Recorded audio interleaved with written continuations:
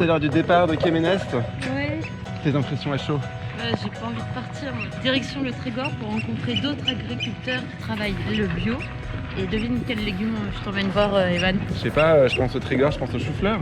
Non, de l'artichaut. Ah, l'artichaut, Kemenest Trégor, c'est parti.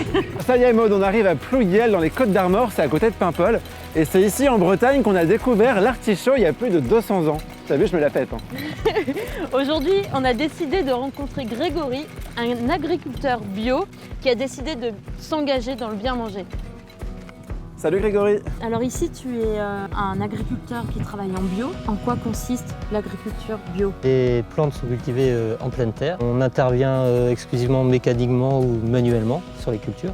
Donc pas de désherbage? Pas de désherbage chimique, non. Tout ce qui est apport d'intrants, donc les engrais, qui sont différents. Donc les cultures vont réagir peut-être un peu moins vite qu'en conventionnel. Le bio veut dire aussi préservation des sols, la qualité des sols et tout l'écosystème environnant, quoi. 1, 2, 1, 2, 1, 1, 1, 2, 2, 2, ok, test. Alors est-ce que quand on est agriculteur bio, on est toujours face à son artichaut toute la journée?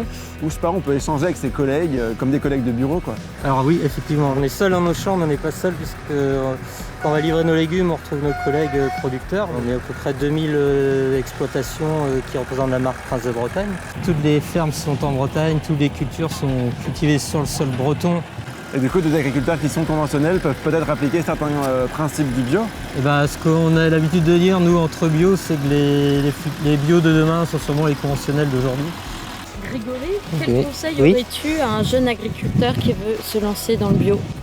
De ne pas rester seul, d'être accompagné, d'aller à la rencontre de ceux qui ont déjà fait le pas et ceux qui ont aussi le recul. Étape 1. Voilà. Quelle force, non?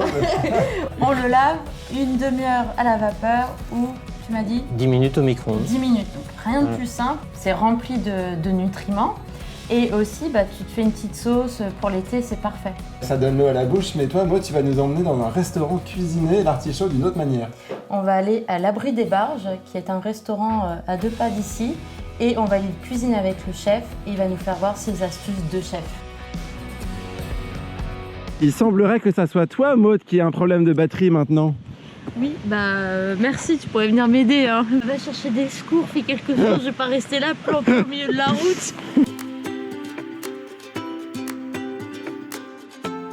Bonjour, Maud, enchantée. Merci de nous Je accueillir. voudrais vous serrer la main, mais je stabilise mon vélo. Bonjour. La recette, c'est l'artichaut vinaigrette, hein, c'est une recette très simple. Mais par contre, on va agrémenter la vinaigrette. Donc on va faire mariner de la sauge dans l'huile de la vinaigrette et on va compléter en fait cette vinaigrette avec des morceaux de salicorne pour qu'ils soient un peu plus digestes. On peut mettre un peu de citron, un peu de jus de citron ou même un citron, un demi-citron, une rondelle de citron. Ça c'est de la salicorne. C'est une plante marine qui vit pareil hein, sur l'estran, qui a un goûter, c'est très salé, croquant. Tu goûtes, Evan? Pas trop en consommer le soir, c'est plein de vitamine A. Donc là, ça, c'est de l'obione? C'est de l'obione. En fait, c'est une feuille assez iodée, un peu salée, croquante. Merci. Et ça se marie pas mal en fait avec l'artichaut aussi. C'est vachement bon. C'est intéressant au niveau du goût. Ouais. C'est très bon en chips aussi, en frites. Par contre, Maud, si on n'habite pas près de la mer, on fait comment pour la trouver, la salicorne? Tu déménages et t'habites auprès de la mer.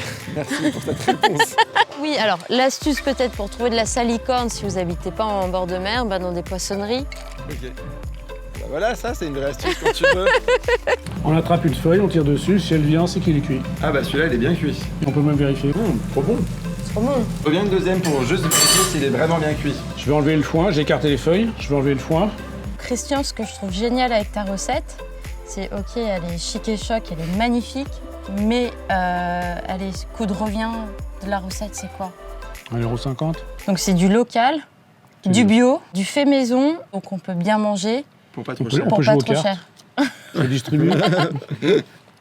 Merci. Ah mince, j'ai un 2.